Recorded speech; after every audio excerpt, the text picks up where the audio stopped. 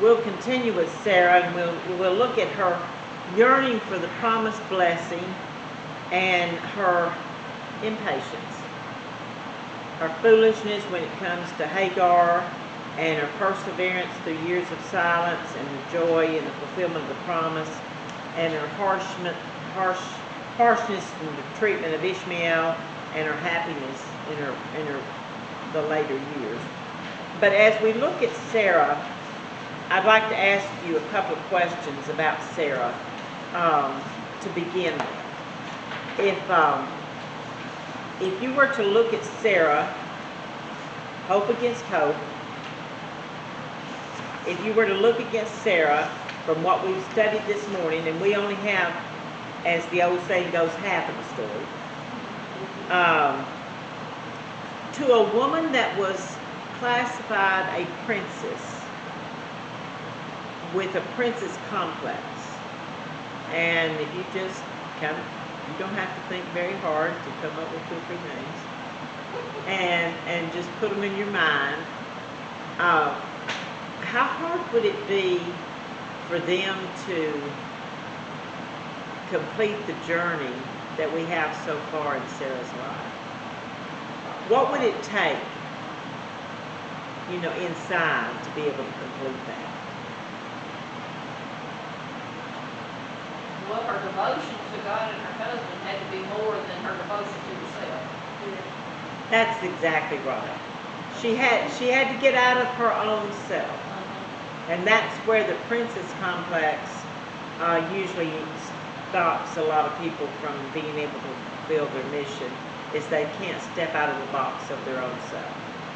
And Sarah was able to do that.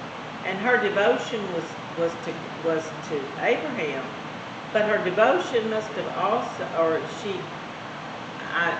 I used the incorrect word. It's not devotion to God, her belief in God.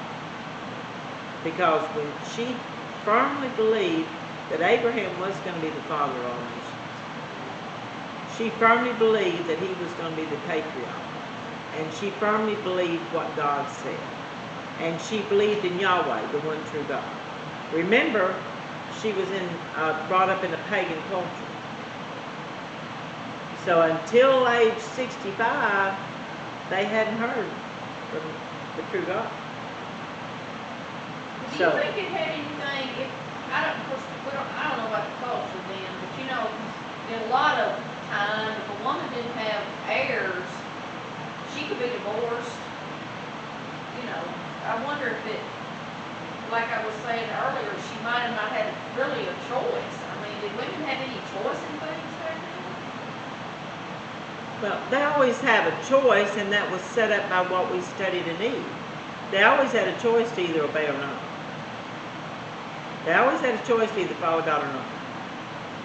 And remember, it was very early in Genesis that we learned that Eve had even though her role was to support her husband, her role was on equal status with God.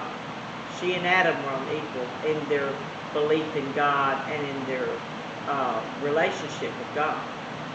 So every woman, even though their status as a slave or as a to their husband or whatever, I think society has put those thoughts in our head, but that's not in the Bible.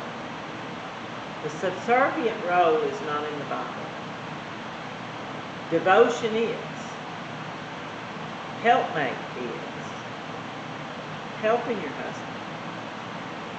It didn't say but it never says anything about subservient. So yes, they did have a choice. They had a choice to follow their role or not follow their role. Now, you'll learn next week, very fast, that she stepped out of her role. So yes, she did have a choice. Can you turn that heat up? Yeah, make it stop. So she did have a role because she did it. She stepped out and she went off on, she passed off Hagar on her own. She didn't have any help from her husband to do that. She did that on her own. All right, one last question and then we'll close with this. Do you believe that even today, the Lord could accomplish something in your life that you didn't think it was possible? Yeah.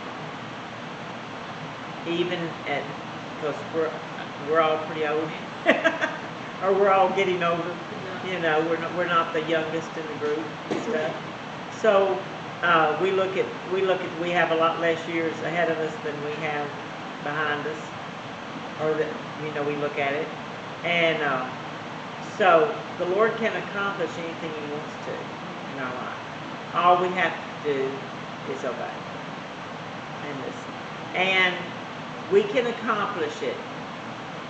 And the Lord can accomplish anything in our life, irregardless of our personality, even if we have a princess complex, like Sarah did. Okay, that concludes our this week's study of Sarah. We'll continue next week.